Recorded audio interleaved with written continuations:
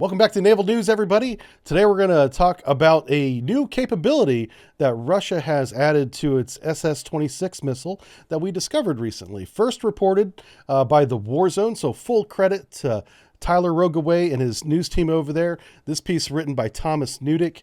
He says Russia's use of the Iskander ballistic missile, which is the SS-26 Stone, is the NATO name, missile in Ukraine, exposes a secret decoy capability. So we're learning a new capability about a missile system we had known about for years, and we suspected maybe it had this capability, but now we know for sure because we've seen it deployed here. And here's a picture of a young person holding one of the 6 decoys that are embedded in the tail of this missile here.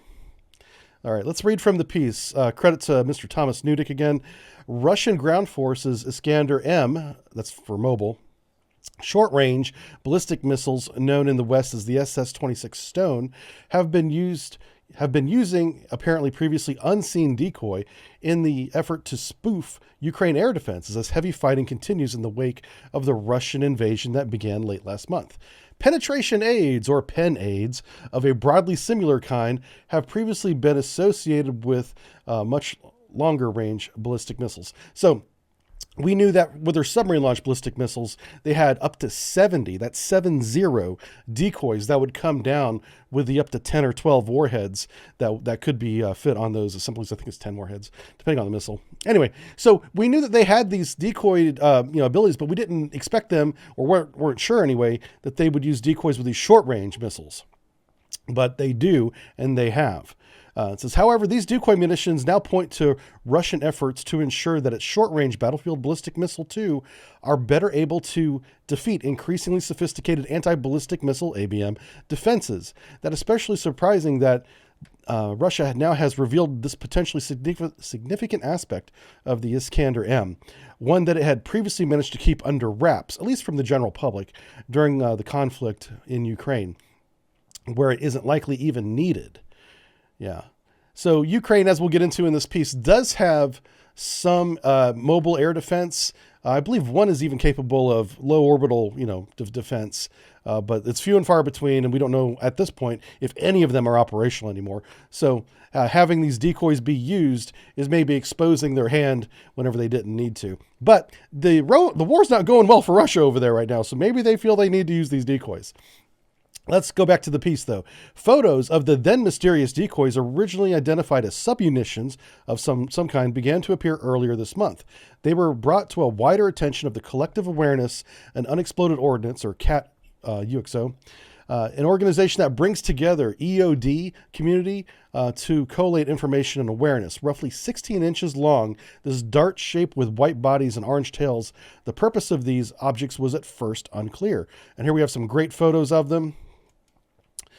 This one's a very detailed photo where they took one of these apart. And this is one of the Cato experts here. His name's Michael. Let's give him credit. Michael Dutzman. He's been all over this topic and a very credible and important source to this story. Let's get right down to what Michael said, because he really blew the top off on this. Okay, from his Twitter page, Michael says, I had initially filed these under, that's interesting.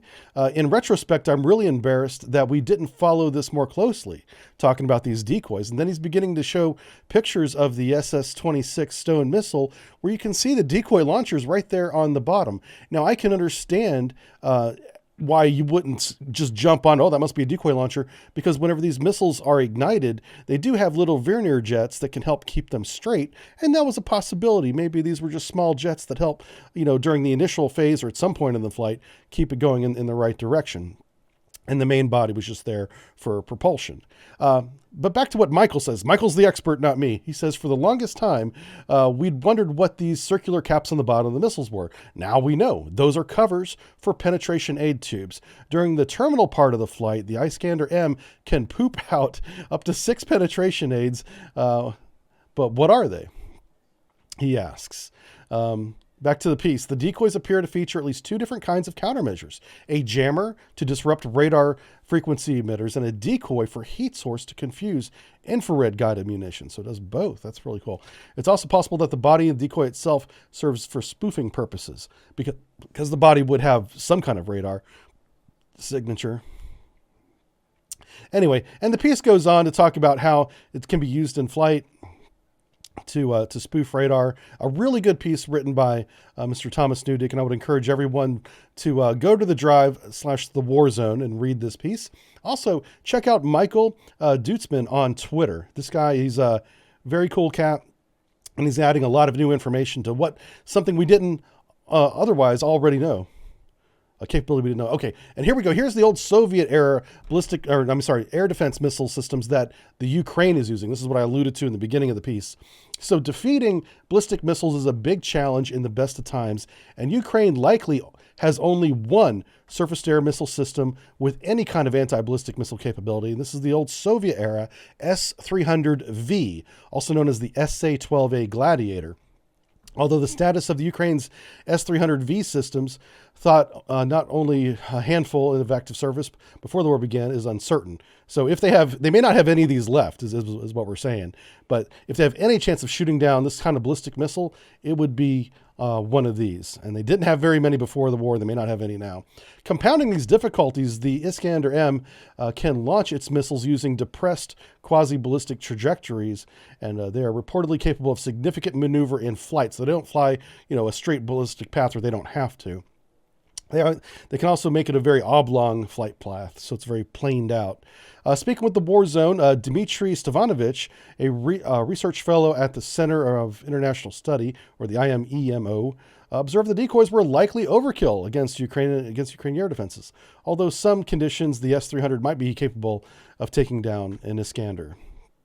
Yeah, so they didn't need to use these decoys, but they did anyway. Maybe they just had them installed and they left them. They didn't bother to take them out before launch. That's speculation on my part. But, I wouldn't put it past the Russians at this point with as lackadaisical as they've been in the pursuing of this war, apparently. That's really beginning to wrap up now, though. So here's some history here. They've used the the SS-26 in the past. Here they have some examples from, I think this is Syria here. Here we go. The Karabakh War. Where's the Syrian one at? Anyway, these were also used in Syria too. Anyway, I would encourage everyone to go over to the drive, check out this story written by Thomas Newdick, and take a look at Mr. Michael Dutzman's Twitter page, and give the guy a follow like I have. Really good stuff there. And so the point of this is we're always learning about systems. This missile system we've known about for years, and we weren't sure about this capability until now. So we're always kind of readjusting and reassessing what we know about systems and how capable they are. And that brings me back to the Type 55 Renhai. I had made a 18-minute video exalting the virtues of this ship yesterday, talking about its weapons capability, how big and fast it was, and how much power it generated. I did have one negative comment about it, and I said, hey, I think we give the radar too much credit. I think the radar is not as good as we think it is, and certainly not as good as China's claiming it to be. And I did get some pushback on that. So I want to talk about this radar and why I think it's not as capable as it is presented right now. The first piece of information that I have are copies of the work orders from the Shanghai shipyard, where they're constantly having to replace parts of the array modules and the Amphenol connectors whenever they return to port from whether it's a sea trial or just at sea operations. These parts are not durable. So whenever they go to sea, they eventually fail, and they're always having to be worked on whenever they come back. That's one. The S-band ASC radar down here, lower right-hand corner. This is the long-range 300-some-mile air search radar that at full power can track low Earth orbital objects. That is the first step in eventually getting anti-ballistic missile capability, which I think we all agree China doesn't have yet on board the Type 55, but they're trying to get there. The way they're going to do that is with this S-band AESA radar. Now, a lot of the comments that I got yesterday was saying they went to the AESA radar array and stopped. They said, because they got that, it must be awesome. And that's a great array. You're not wrong. What the problem with the S-band is specifically, and what we've seen in 2018, whenever they went out and they tested the system, is they couldn't keep it in a high power state operational for long periods of time. It kept failing, or they kept turning it off for some reason. So even though it has an S-band long range capability, it's not consistent. They haven't built the reliability into the system yet. And the X-band radar, which is the other part of the AESA array that does the tracking for, for incoming missiles, for, airplanes, targets, anything that they want to shoot. That's what the X-band is for. And the X-band needs two sources. Now, maybe all X-band radars need two sources. I don't know. But the one that is on the Type 55 needs two sources. But so between the maintenance requirements and the replacing of these modules, including the Amphenol connectors that are constantly being requested every time they pull into port, and the fact that they can't keep them on for long periods of time, means that we now have new information about this Type 55 where the radar is not as reliable as it is claimed to be. So how did we get to this point? How the hell does this happen? Well, there is one way, and we're going to break out the whiteboard for this. The CCP, the Communist Chinese Party, has an official party line, it's called. Party line. The party, this is what they present themselves to the world. They say, how do we want to look? We want to look strong militarily. We have this new destroyer with all this new capability.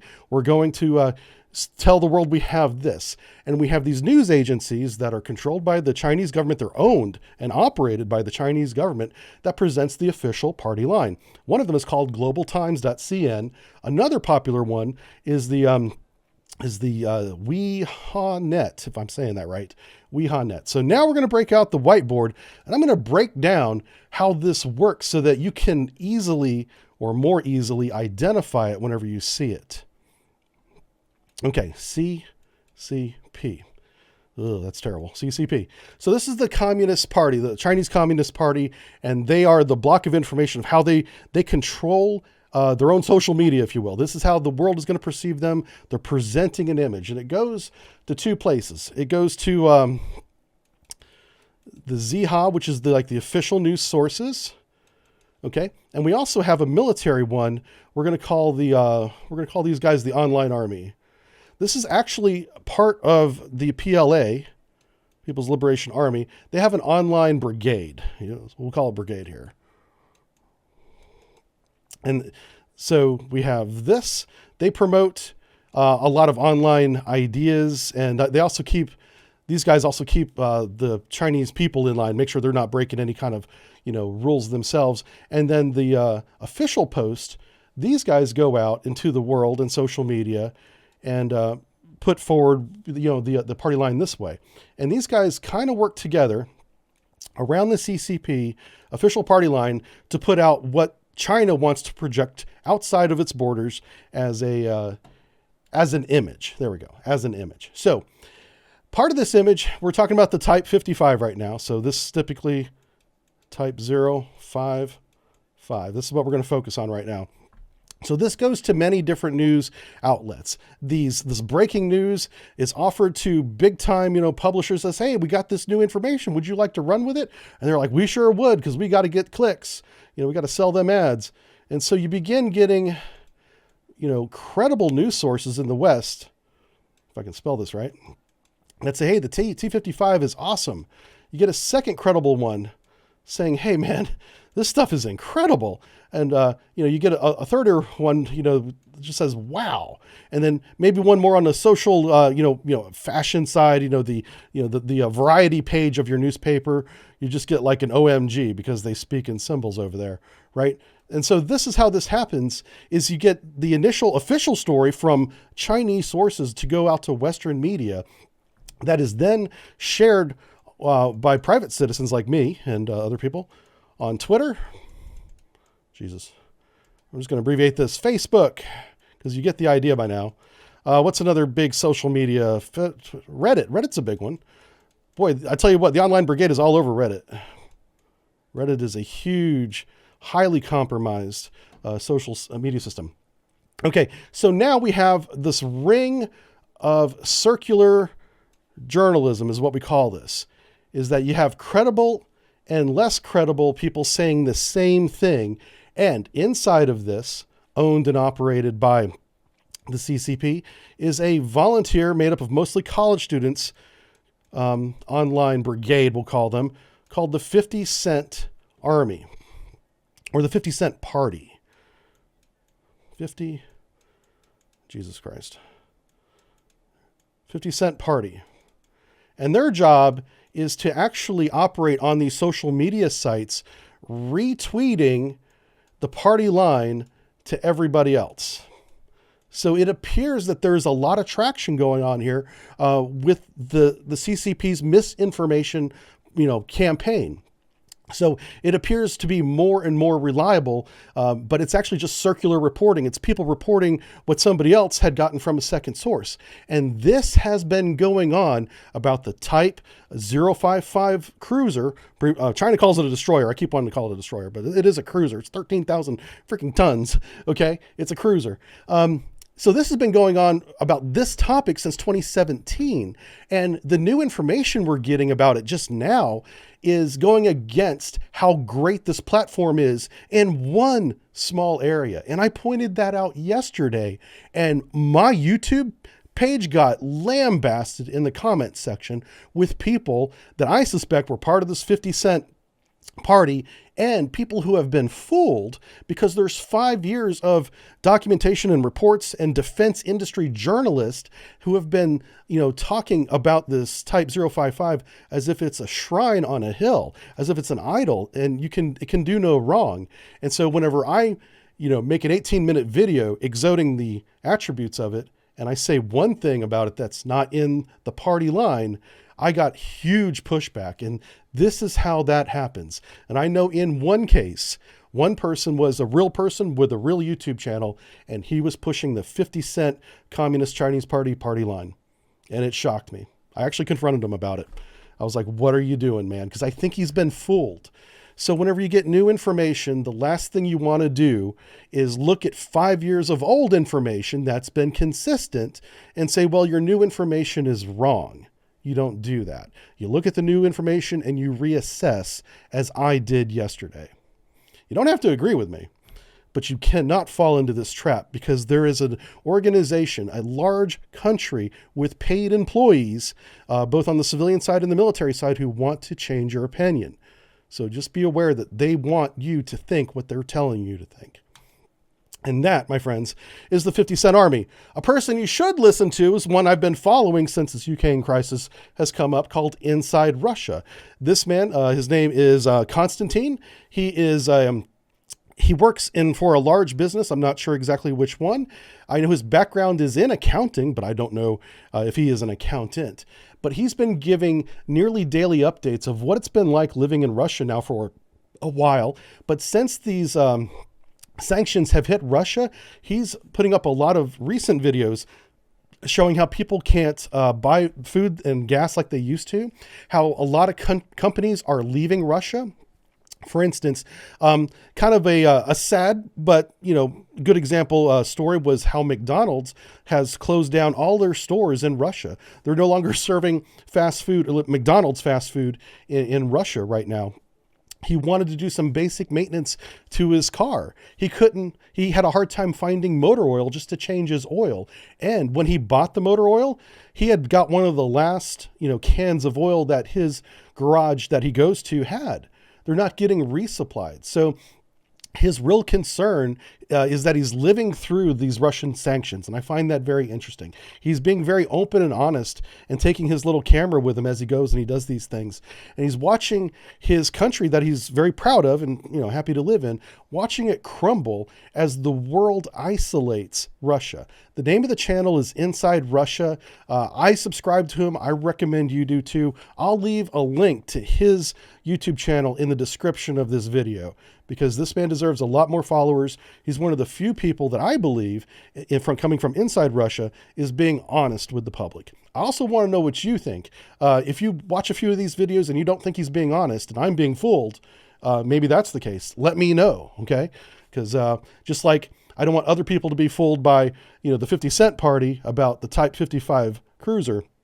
I don't want to be fooled by someone like Inside Russia, but I think this man is genuine, and I would recommend that you subscribe to him right now. All right. Well, that's it for Naval News. Sorry for going on so long. We'll see you guys next time. Thanks for watching. Have a good one.